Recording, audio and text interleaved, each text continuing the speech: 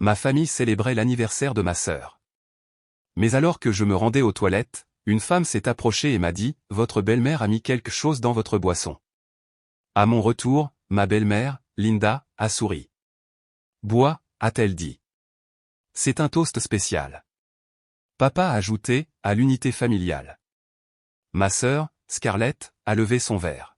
« Au nouveau départ », a-t-elle dit. Alors, sans qu'elle ne s'en aperçoive, j'ai secrètement échangé les verres avec celui de ma belle-mère. 20 minutes plus tard, tout le monde était sous le choc. Je m'appelle Chloé, j'ai 28 ans, et j'ai eu une relation compliquée avec ma famille depuis que mon père s'est remarié il y a 5 ans. Ma belle-mère, Linda, 45 ans, est manipulatrice et a toujours regretté que ma sœur, Scarlett, et moi ayons existé avant son arrivée. Scarlett a 30 ans, elle est mariée à son mari, Mike, depuis 3 ans, et ils venaient de célébrer leur anniversaire. Mon père, Robert, a 52 ans et est complètement aveugle au comportement de Linda. Il pense qu'elle est cette femme extraordinaire qui a ramené la lumière dans sa vie après la mort de notre mère il y a 7 ans. Ce qu'il ne voit pas, c'est comment Linda essaie systématiquement de nous pousser, Scarlett et moi, hors des événements familiaux, fait des commentaires passivement agressifs sur notre défunte mère, et rend généralement chaque réunion inconfortable. Le dîner d'anniversaire devait être une fête. Scarlett et Mike avaient réservé une salle à manger privée dans un restaurant italien haut de gamme du centre-ville. Il n'y aurait que la famille, papa, Linda, Scarlett, Mike et moi. Scarlett était excitée depuis des semaines, envoyant constamment des textos pour dire qu'elle voulait que tout le monde s'entende pour une fois. J'aurais dû comprendre que quelque chose n'allait pas quand Linda a été exceptionnellement gentille avec moi ce soir-là. Elle a complimenté ma robe, m'a posé des questions sur mon travail et a même suggéré que nous passions plus de temps ensemble comme sœurs. Les signaux d'alarme étaient là, mais j'ai essayé de lui donner le bénéfice du doute pour Scarlett. Le dîner a commencé assez normalement. Nous avons commandé nos repas, avons bavardé sur la promotion de Mike au travail, et Scarlett a raconté des histoires sur leur récent voyage en Grèce. Linda semblait sincèrement intéressée, posant des questions et riant aux moments opportuns. Je commençais vraiment à penser qu'elle avait peut-être changé. Environ 1 heure après le début du dîner, Linda s'est excusée pour aller aux toilettes. Quelques minutes plus tard, j'ai ressenti le besoin d'aller moi-même aux toilettes et je me suis dirigé vers les toilettes pour dames. Les toilettes du restaurant étaient l'une de ces toilettes chic à occupation unique avec un coin salon à l'extérieur de la porte principale des toilettes. Alors que je me lavais les mains, j'ai entendu des voix dans le coin salon. Par la porte entr'ouverte, j'ai pu voir Linda parler tranquillement avec une femme que je ne reconnaissais pas. La femme avait l'air nerveuse, elle regardait sans cesse autour d'elle et parlait à voix basse. « Êtes-vous sûr de cela » a demandé la femme. « Absolument » a répondu Linda, la voix froide et déterminée. Elle a besoin d'apprendre sa place dans cette famille. Un peu d'embarras lui fera du bien. Mon sang a gelé. Je me suis appuyé contre la porte pour mieux entendre. La poudre se dissout complètement, a poursuivi la femme. Elle commencera à avoir des vertiges et des nausées dans les 15 minutes. Peut-être quelques troubles de l'élocution. Rien de dangereux, mais certainement embarrassant devant tout le monde. Parfait. Linda a dit, et j'ai entendu le bruit de papier froissé et probablement de l'argent qui changeait de main. Au moment où cela fera effet, tout le monde pensera qu'elle a simplement trop bu de vin. Robert sera tellement déçu de son comportement. J'ai senti mon cœur battre à tout rompre alors que les pièces du puzzle s'emboîtaient. Linda prévoyait de me droguer pour me faire passer pour une idiote devant ma famille. L'acte de « nouveau départ » était un piège. Lorsque je suis retourné à la table, Linda était déjà assise, avec un air parfaitement innocent.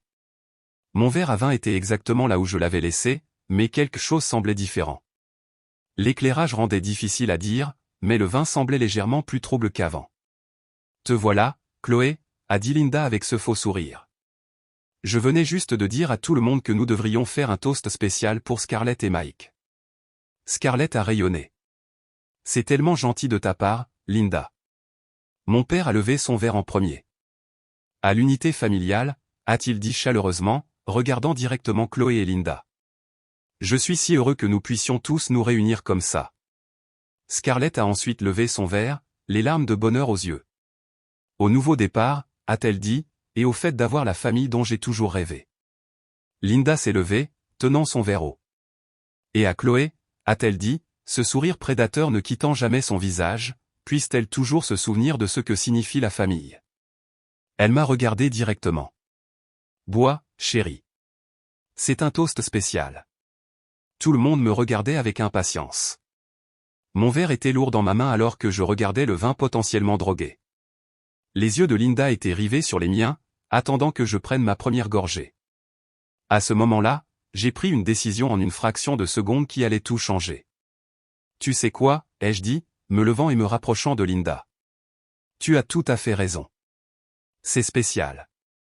Linda, tu as été un ajout extraordinaire à notre famille. Je suis passé autour de la table, faisant semblant d'être ému par le toast. Je me suis positionné juste à côté d'elle, nos verres proches l'un de l'autre.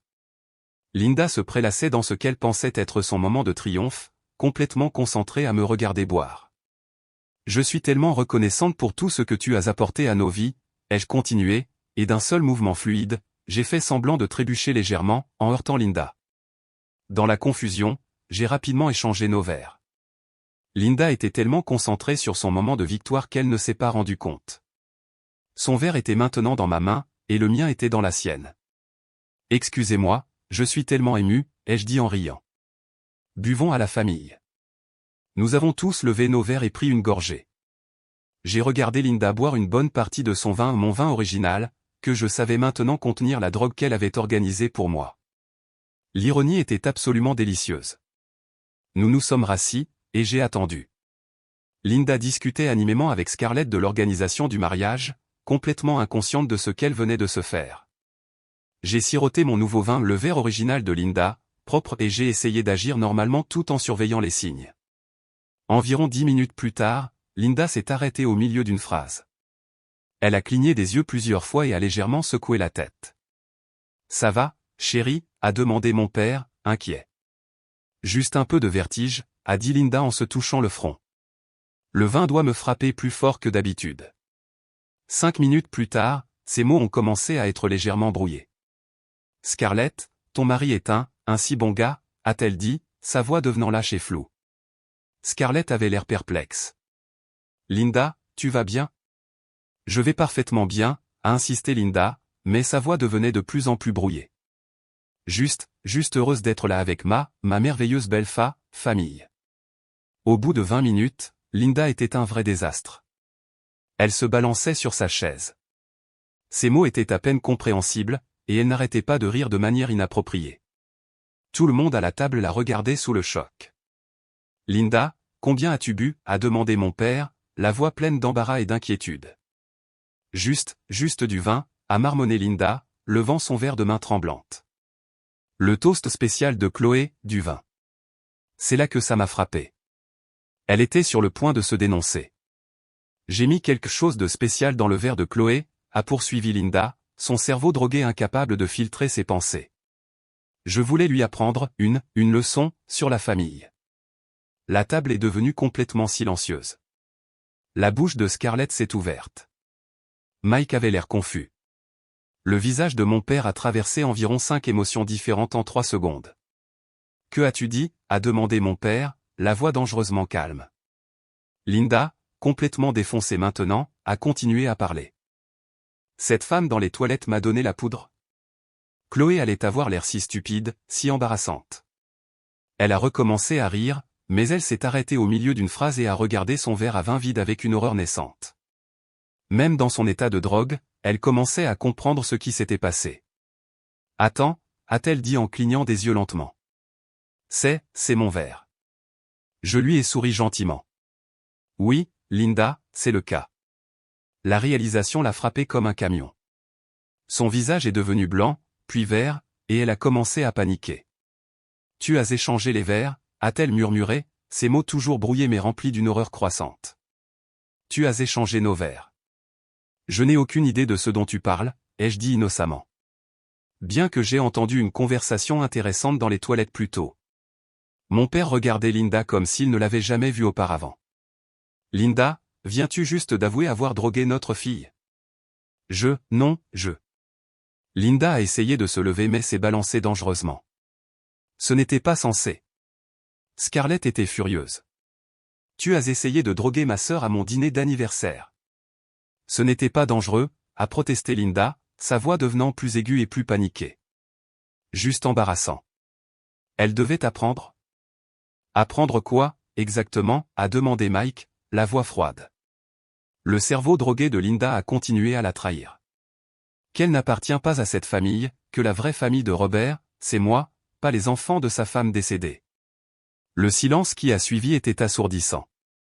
Mon père avait l'air comme si Linda l'avait giflé physiquement. Pars, a-t-il dit doucement. Robert, je peux expliquer. Pars, a-t-il rugi, se levant si vite que sa chaise est tombée en arrière. Sors de ce restaurant. Sors de ma maison. Sors de ma vie. Linda a essayé de se relever, mais la drogue la frappait fort maintenant. Elle était instable, désorientée et commençait à avoir l'air vraiment malade. Je ne peux pas conduire, a-t-elle marmonné, réalisant enfin toute l'ampleur de sa situation. Ce n'est pas mon problème, a dit mon père froidement. Appelle un taxi. Appelle un ami. Je m'en fiche, mais tu ne rentres pas à la maison avec moi. Scarlett pleurait maintenant, mais c'était des larmes de colère. Tu as gâché mon dîner d'anniversaire. Tu as essayé de blesser ma sœur. Comment as-tu pu faire ça? Linda a regardé autour de la table désespérément, mais n'a trouvé aucune sympathie nulle part. Mike était dégoûté. Scarlett était furieuse. Mon père avait l'air de vouloir l'étrangler. Et j'étais assise là avec ce qui devait être l'expression la plus satisfaite du monde. Les 20 minutes suivantes ont été absolument chaotiques. Linda est devenue de plus en plus désorientée et malade. Elle a vomi 2 fois dans les toilettes du restaurant, ce qui a causé tout un spectacle avec le personnel. Le gérant est venu. Nous avons dû expliquer vaguement ce qui se passait. Et ils ont fini par appeler une ambulance parce que Linda était tellement défoncée. Ils s'inquiétaient d'un empoisonnement à l'alcool. Bien sûr, ce n'était pas un empoisonnement à l'alcool. C'était la drogue que Linda avait destinée pour moi. Lorsque les ambulanciers sont arrivés et que Linda était suffisamment lucide pour expliquer ce qu'elle avait pris, ils n'étaient pas contents. La police a été appelée parce que droguer quelqu'un sans son consentement est, vous savez, illégal. Linda a fini par passer la nuit à l'hôpital pour observation. La police a pris des déclarations de chacun de nous. Je leur ai dit exactement ce que j'avais entendu dans les toilettes, et Linda, encore un peu sous l'influence, a continué à se compromettre en essayant d'expliquer sa logique. Mon père était dévasté. Il n'arrêtait pas de s'excuser auprès de Scarlett et de moi, disant qu'il n'avait aucune idée que Linda ressentait cela pour nous, qu'il ne l'aurait jamais épousée s'il avait su. Le dîner d'anniversaire de Scarlett a été gâché, mais elle a continué à dire qu'elle était juste contente que j'étais saine et sauve. Les conséquences ont été intenses. Linda a été arrêtée et accusée de tentative de drogue, ce qui est apparemment un crime grave dans notre État. Mon père a immédiatement demandé le divorce et obtenu une ordonnance restrictive. Linda a essayé de le contacter par l'intermédiaire d'amis communs, affirmant qu'elle essayait simplement de rassembler la famille et que j'avais réagi de manière excessive en échangeant les verres. La femme qui a donné la drogue à Linda a été attrapée aussi. Il s'avère qu'elle était la collègue de Linda qui avait une activité parallèle consistant à vendre ce qu'elle appelait des « drogues de fait inoffensives » aux personnes qui voulaient faire des blagues. Pas si inoffensif quand c'est considéré comme une agression, et certainement pas inoffensif quand vous finissez par prendre votre propre produit. Scarlett et Mike ont fini par organiser une deuxième célébration d'anniversaire, beaucoup plus petite, le week-end suivant. Juste nous 3 et papa. C'était en fait charmant et exactement ce que Scarlett avait initialement voulu, un dîner de famille où tout le monde s'entendait. Mon père a suivi une thérapie pour tout traiter. Il se sent incroyablement coupable d'avoir introduit Linda dans nos vies et de ne pas avoir vu sa vraie nature. Scarlett et moi lui avons assuré que ce n'était pas de sa faute, Linda était douée pour cacher sa vraie personnalité. Les procédures judiciaires sont en cours. L'avocat de Linda essaie de lui obtenir un accord de plaidoyer, mais le procureur réclame une peine de prison en raison de la nature préméditée du crime et des preuves du journal. Apparemment, planifier de droguer quelqu'un pendant des mois rend les choses bien pires qu'une mauvaise décision impulsive. Linda a séjourné chez sa sœur depuis sa sortie de l'hôpital. Selon des amis communs, elle a dit à tous ceux qui voulaient l'entendre que j'étais une psychopathe manipulatrice qui a détruit son mariage et qu'elle essayait juste de m'apprendre le respect. Elle ne semble apparemment pas comprendre que droguer quelqu'un est illégal quelles que soient ses intentions. La meilleure partie, la collègue de Linda fait face à des accusations encore plus graves parce qu'elle vendait essentiellement de la drogue. Au cours de l'enquête, ils ont découvert qu'elle avait fait cela plusieurs fois auparavant, aidant des gens à droguer d'autres personnes pour des farces ou par vengeance. Certaines de ces affaires sont maintenant rouvertes en tant qu'enquête criminelle. Mon père a découvert que Linda empoisonnait systématiquement sa relation avec Scarlett et moi depuis des années. Elle lui avait dit que nous avions dit des choses que nous n'avions jamais dites, que nous ne voulions pas qu'il soit dans nos vies, que nous lui en voulions d'avoir recommencé à se marier. Elle avait parfois intercepté nos appels et nos textos, ce qui expliquait pourquoi la communication était devenue si difficile au cours des dernières années. Scarlett a découvert que Linda avait en fait essayé de la désinviter de plusieurs événements familiaux en disant à l'autre que Scarlett ne pouvait pas venir, sans jamais dire à Scarlett les événements. Nous nous demandions toutes les deux pourquoi nous semblions être exclus de tant de choses. Il s'avère que Linda sabotait activement nos relations avec la famille élargie. La révélation la plus choquante est arrivée lorsque mon père rangeait les affaires de Linda. Il a trouvé un journal où elle avait planifié diverses façons de nous retirer, Scarlett et moi, de la famille. L'incident de la drogue n'était pas une décision impulsive. Elle avait cherché différentes façons de nous faire passer pour des idiotes devant mon père pendant des mois. Certaines de ces autres idées comprenaient la plantation de drogue dans ma voiture et des appels anonymes à la police, l'envoi de faux courriels du compte de Scarlett à mon père disant des choses horribles à son sujet, et même la tentative de nous piéger toutes les deux en ligne pour créer de fausses preuves de nous dénigrant Linda auprès d'étrangers. Lire ce journal était effrayant. Cette femme avait vécu dans notre famille, mangé à notre table, faisant semblant de se soucier de nous tout en complotant activement notre destruction. Mon père était horrifié et n'arrête pas de dire qu'il avait l'impression d'être marié à une étrangère. Le procès de Linda est prévu pour le mois prochain. Son avocate essaie de lui obtenir un accord de plaidoyer, mais le procureur réclame une peine de prison en raison de la nature préméditée du crime et des preuves du journal. Apparemment, planifier de droguer quelqu'un pendant des mois rend les choses bien pires qu'une mauvaise décision impulsive. Pendant ce temps, ma relation avec mon père s'est en fait considérablement améliorée. Sans l'ingérence et la manipulation de Linda, nous avons pu avoir des conversations honnêtes pour la première fois depuis des années. Il a été incroyablement excusant et travaille dur pour reconstruire la confiance avec Scarlett et moi. Scarlett et Mike ont été formidables tout au long de cette épreuve. Scarlett continue de plaisanter en disant que son dîner d'anniversaire est devenu le plus mémorable de tous, mais pas pour les raisons qu'elle avait prévues. Mike a été super serviable et est même devenu protecteur de notre famille d'une manière vraiment douce. Le restaurant où tout s'est passé est devenu quelque peu légendaire dans notre groupe d'amis. Scarlett et Mike prévoient même d'y retourner pour leur prochain anniversaire parce que, comme le dit Scarlett, c'est là que notre famille a retrouvé sa vérité. Je suis allé en thérapie aussi, parce que toute l'expérience de quelqu'un qui a essayé de me droguer a été assez traumatisante. Il a été utile de traiter le fait que Linda travaillait activement contre moi depuis des années. Ma thérapeute dit qu'il est normal de se sentir violé et trahi, même lorsque la personne qui l'a fait n'était pas une personne en qui j'avais confiance. De toute façon, la partie la plus satisfaisante de tout cela, Linda essaie constamment de contacter des amis et des membres de la famille commun pour raconter sa version de l'histoire, mais chaque fois qu'elle le fait, elle ne fait que se rendre plus ridicule. Elle ne semble pas comprendre qu'il n'y a aucune version de cette histoire où tenter de droguer sa belle-fille fait de vous la victime. Je suis désolé pour mon père, qui est vraiment le cœur brisé d'avoir été trompé pendant si longtemps. Mais même lui admet qu'il est soulagé de connaître la vérité, même si cela fait mal. Scarlett et moi avons plaisanté en disant que nous devrions envoyer à Linda une carte de remerciement parce que ses actions ont finalement rapproché notre famille. Évidemment, nous ne le ferons pas vraiment, mais il y a une part de vérité là-dedans.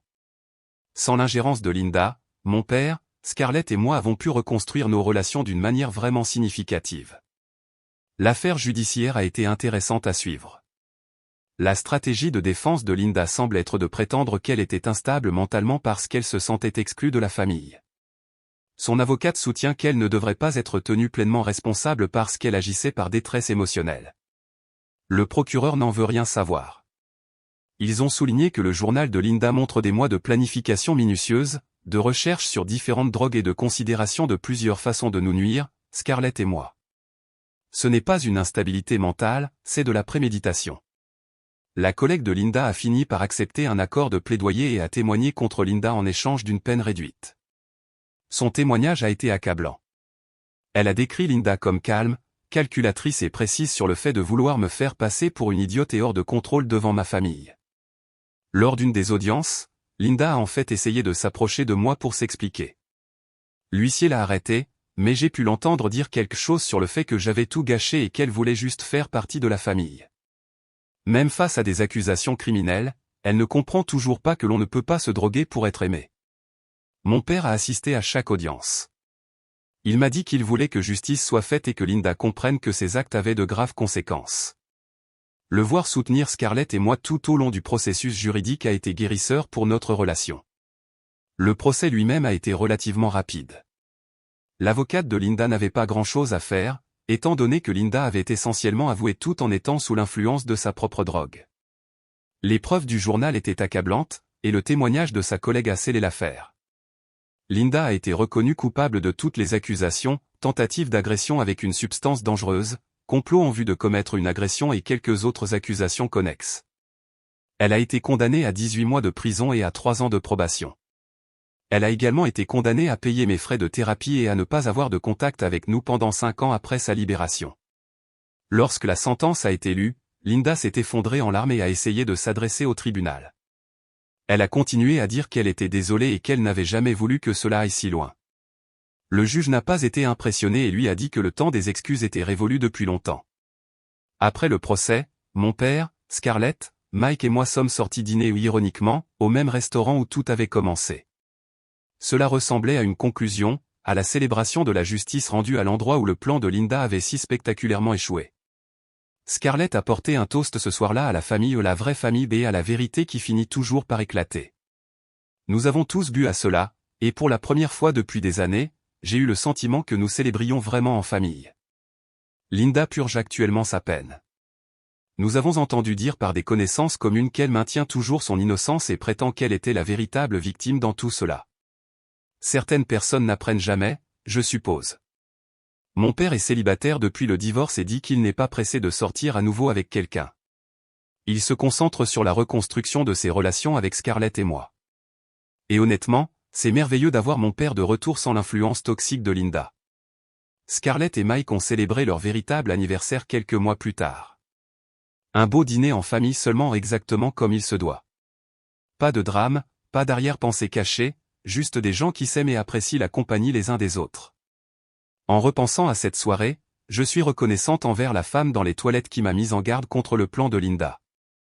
Je n'ai jamais su qui elle était ni pourquoi elle avait décidé de m'aider, mais sa conscience m'a sauvé d'une situation humiliante et potentiellement dangereuse. Je suis également reconnaissante d'avoir fait confiance à mon instinct et d'avoir eu le sang-froid de changer les verres.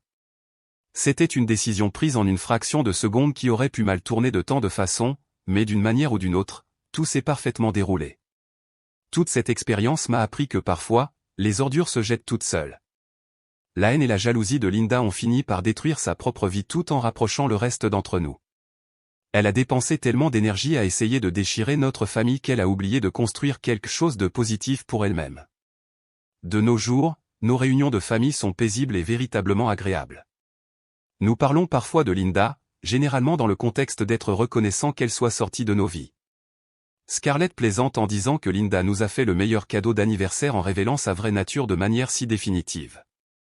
Mon père se sent toujours coupable parfois de ne pas avoir vu le vrai caractère de Linda plus tôt. Scarlett et moi continuons à lui rappeler que les personnes manipulatrices sont douées pour la manipulation. C'est littéralement leur compétence. L'important, c'est qu'il nous ait choisis lorsqu'il a appris la vérité, et qu'il a travaillé dur pour faire amende honorable. Pour moi, j'ai appris à faire plus confiance à mon instinct et à ne pas ignorer les signaux d'alarme pour le bien de maintenir la paix. Parfois, le conflit est nécessaire, et parfois les gens vous montrent qui ils sont vraiment lorsqu'ils pensent qu'ils peuvent s'en tirer. Linda a essayé de me droguer pour me faire passer pour une mauvaise personne devant ma famille. Au lieu de cela, elle s'est elle-même exposée comme la personne toxique qu'elle avait toujours été, détruisant sa propre vie et rapprochant le reste d'entre nous. Si ce n'est pas une justice poétique, je ne sais pas ce que c'est. La meilleure vengeance, en réalité, c'est de bien vivre. Et de nos jours, notre famille vit très bien enfin libérée du poison que Linda répandait parmi nous depuis des années. Parfois, la meilleure chose qui puisse arriver à une famille est de perdre la personne qui n'a jamais vraiment fait partie de la famille. Quelques mois après la condamnation de Linda, quelque chose d'inattendu s'est produit qui a ajouté une autre couche à toute cette saga. J'étais au travail lorsque j'ai reçu un appel d'une femme nommée Jessica qui s'est présentée comme une enquêtrice privée. « Je comprends que vous avez été victime de ces machinations », a-t-elle dit. « Seriez-vous prête à me parler ?» Elle avait été engagée par plusieurs familles pour enquêter sur des affaires impliquant Linda Martinez. Il s'avère que le comportement de Linda remontait beaucoup plus loin que nous ne l'avions réalisé. Jessica avait été engagée par la famille du précédent mari de Linda, un homme nommé David qui était mort dans ce qui a été qualifié de chute accidentelle dans les escaliers 2 ans avant que Linda ne rencontre mon père. Les enfants de David ont toujours suspecté quelque chose de suspect. Jessica a expliqué, lorsque nous nous sommes rencontrés dans un café près de mon bureau, que Linda avait tout hérité à la mort de David et qu'elle avait déménagé de l'autre côté du pays immédiatement après. Les enfants l'ont engagée pour enquêter sur la question de savoir si la mort de leur père était réellement un accident. J'ai eu le sang-froid. Vous pensez que Linda a tué son précédent mari? Je pense que Linda a pour habitude de cibler les hommes veufs ayant des enfants adultes, de les épouser, puis de travailler systématiquement à éliminer les enfants du tableau parfois par manipulation, parfois par des moyens plus directs. Jessica m'a montré un dossier qui m'a retourné l'estomac. Linda avait été mariée 2 fois avant mon père. Son premier mari était mort dans un accident de voiture après avoir changé son testament pour laisser tout à Linda au lieu de ses 2 fils. Son deuxième mari, David, était tombé dans les escaliers après que ses enfants aient commencé à remettre en question l'influence de Linda sur leur père. Dans chaque cas, Jessica a poursuivi, Linda a hérité d'actifs substantiels et a disparu pour refaire surface dans une nouvelle ville avec une nouvelle identité, ciblant un autre veuf vulnérable. Je me suis senti malade, réalisant à quel point mon père avait failli devenir une autre victime du jeu tordu de Linda. Avez-vous parlé de cela à la police? Je travaille avec les forces de l'ordre dans plusieurs juridictions, a répondu Jessica. Votre affaire a en fait tout mis au jour, car c'est la première fois que les plans de Linda ont si spectaculairement échoué qu'elle a laissé des preuves claires de ses méthodes. Jessica a expliqué que le journal de Linda, qui avait été présenté comme preuve dans mon affaire, contenait des références à ses mariages précédents et à ce qu'elle avait appris de chaque expérience. Apparemment, Linda avait affiné son approche avec chaque victime, devenant meilleure en manipulation et en contrôle. Votre père devait être son plan parfait, a déclaré Jessica avec gravité. Elle avait tiré les leçons de ses erreurs précédentes et avait mis au point ce qu'elle pensait être une approche infaillible pour l'isoler de ses enfants. Et puis, eh bien, nous ne savons pas quel était le but final, mais compte tenu de ses antécédents, cela n'aurait pas été bon. L'enquête a révélé que le vrai nom de Linda n'était même pas Linda Martinez. Elle était en fait Linda Catherine Wells, et elle utilisait l'identité Martinez volée à une femme morte dans un accident de voiture depuis 6 ans, à partir de la mort de David. Jessica m'a montré des photos des victimes précédentes de Linda, toutes des hommes veufs âgés de 50 à 60 ans, tous avec des enfants adultes, tous avec des actifs importants. Le modèle était si cohérent que c'était effrayant. Votre sang-froid ce soir-là ne vous a pas seulement épargné l'embarras, m'a dit Jessica. Cela a probablement sauvé la vie de votre père. J'ai demandé à Jessica si elle pouvait partager ces informations avec mon père, Scarlett et moi ensemble. Elle a accepté, et nous avons convenu de nous rencontrer chez mon père le week-end suivant. Lorsque Jessica a exposé les preuves à ma famille, mon père est devenu complètement pâle. Scarlett s'est mise à pleurer, et j'ai ressenti un mélange d'horreur et de soulagement d'avoir échappé au piège de Linda. Elle avait l'intention de me tuer, a dit mon père doucement, regardant les photos des maris précédents de Linda. C'est pourquoi elle était si déterminée à se débarrasser de vous, les filles. Vous étiez les seules qui auriez pu l'arrêter. La révélation a mis tout en perspective. La haine intense de Linda pour Scarlett et moi n'était pas seulement due à la jalousie ou au désir d'attirer l'attention de mon père. Nous étions des obstacles à son plan ultime, et elle travaillait systématiquement à nous retirer de l'équation. L'incident de la drogue était probablement sa phase de test, a expliqué Jessica. Elle voulait voir si elle pouvait manipuler les situations pour vous faire passer pour instable ou peu fiable. Si cela avait fonctionné, elle serait passée à des stratagèmes plus sérieux pour vous éloigner définitivement. Nous avons appris que Linda avait lentement empoisonné mon père avec de petites doses de médicaments qui auraient fini par provoquer des problèmes cardiaques. L'autopsie de son mari précédent, David, avait révélé des taux élevés de médicaments cardiaques dans son organisme, mais cela avait été jugé non concluant car il avait une ordonnance pour le même médicament. Elle était patiente, a dit Jessica. Linda passerait des années à construire la confiance, à isoler ses victimes de leur système de soutien, puis à mettre lentement en œuvre son plan final. Votre père avait probablement des mois, peut-être un an, avant qu'elle ne passe à l'action. La partie la plus troublante était d'apprendre que Linda avait tout documenté. Elle a conservé des dossiers détaillés de chaque mariage, ce qui a fonctionné, ce qui n'a pas fonctionné, et comment améliorer son approche. Elle considérait ses victimes comme des expériences de manipulation et de contrôle. Elle a écrit sur votre famille comme si vous étiez des personnages dans une histoire qu'elle écrivait. Jessica nous a dit qu'elle avait des fantasmes élaborés sur la façon dont votre père serait reconnaissant une fois que ses filles ingrates seraient hors de l'image et comment il vivrait heureux pour toujours avec son héritage. L'enquête a également révélé que Linda avait été en contact avec d'autres femmes qui partageaient ses méthodes. Il existait apparemment un petit réseau de femmes qui partageraient des techniques pour manipuler et contrôler leurs victimes. Elles s'appelaient les veuves noires et se considéraient comme supérieures à leurs victimes. Cette découverte a conduit à une enquête beaucoup plus vaste impliquant plusieurs organismes d'application de la loi. L'affaire de Linda avait ouvert la porte à la découverte de ce qui était essentiellement un réseau de tueurs en série qui fonctionnait depuis des années. Mon père a été dévasté par ces révélations.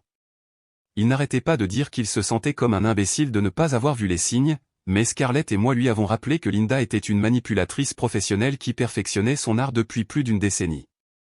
Elle vous a choisi parce que vous êtes un homme bien qui fait confiance aux gens, lui a dit Scarlett. Ce n'est pas une faiblesse. C'est ce qui fait de vous ce que vous êtes. Le problème, c'est que des gens comme Linda s'attaquent aux gens bien.